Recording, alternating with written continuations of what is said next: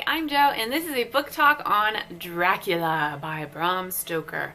This book, oh my goodness, I had a hard time getting into it at first because there's a lot of talk about landscape, traveling and landscape, and reading about trees and mist and rocks is not interesting for anyone, I don't think, unless you're into that. But it's a setup for the story, the setting, because you need to know the setting of where Dracula lives. The book is the diary of Jonathan Harker. He is a lawyer, and he is sent to Dracula's house to let him know about some land that he is looking into purchasing. When people find out where he's going, they all they cross themselves, and they give him weird things, and they are all just in shock, and they don't speak the same languages, so he doesn't know exactly what they're saying, but he knows that they are afraid, and so he's getting nervous. Gets to Dracula's. Dracula is weird. He never sees him eat. He tells you several times how he never sees Dracula eat, and he locks him into two rooms. Hello, psycho killer, you know? I would be so panicking, and he does panic. Then he turns all badass, and he goes creeping through the castle, and I'm like, oh my gosh, go back to your rooms, go back to your rooms. It's Dracula. He's a vampire, but he doesn't know he's a vampire, but you know he's a vampire, and so you're freaking out. And then he sees through one of the windows Dracula climbing down the side of the castle, and he's like, what the heck? So he kind of figures out when Dracula's there and not, and he goes out there on the side of this castle, all the chinking is worn out between the rocks because it's so old, and he climbs down there and he goes into the window, and you're like, go back, go back. This is a terrible movie, scary, creepy movie, and this is where you're screaming, go back, go back. So he goes in there, and he goes down all these steps and stuff, and he finds these boxes. Oh my gosh, they're coffins. It's so creepy. And then he sneaks back to his room, and you're all relieved. You're like, oh my gosh. But then he goes and decides to do it again, and so you freak out again. But luckily, Bram Stoker doesn't draw out all this. He's because the guy's writing in his journal, so he's like, I'm going to go. And then the next is I'm back. And so you're relieved. So anyway, Dracula holds him hostage in his castle for a while, and then he lets him leave. And so while he's traveling on his journey back to civilization, you start reading about his fiance and her best friend, and they are in the form of diaries and letters. So this weird thing happens to his fiance's best friend, and she's just really weak. There's these episodes where she's sleepwalking and all this stuff, and they find her outside and different things, and you're just oh my gosh, you know what happened.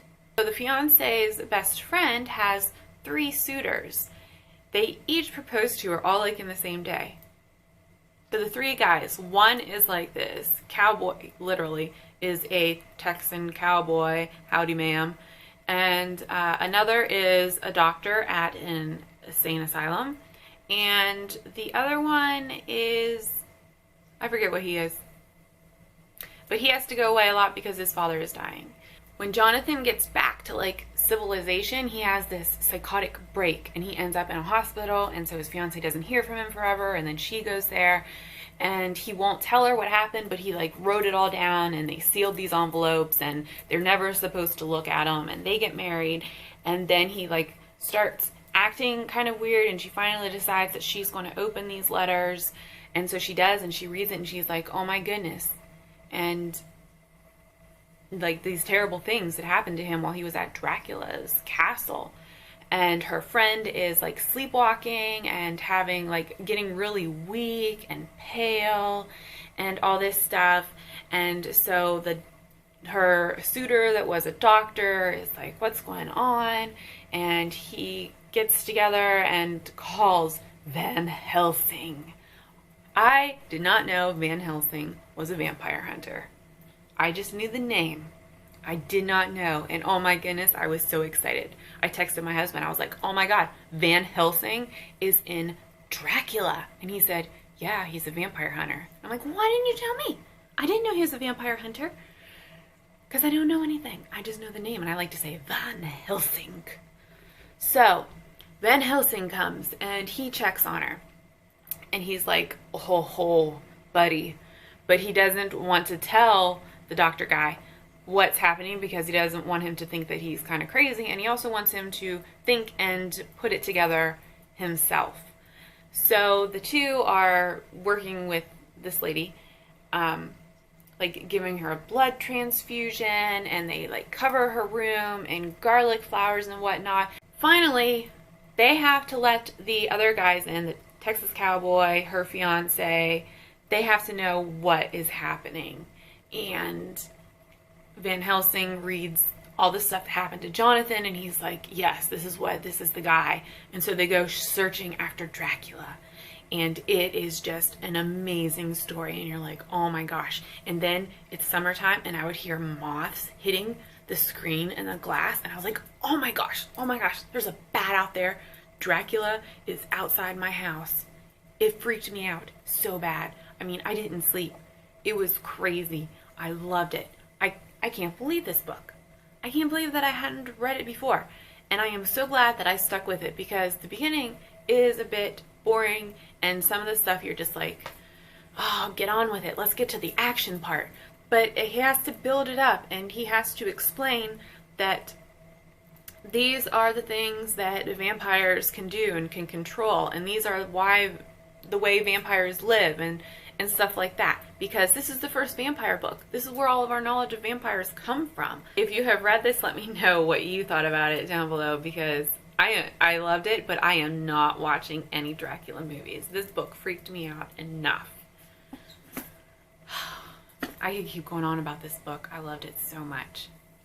So let me know what you thought of this book, and I will talk to you later. Bye.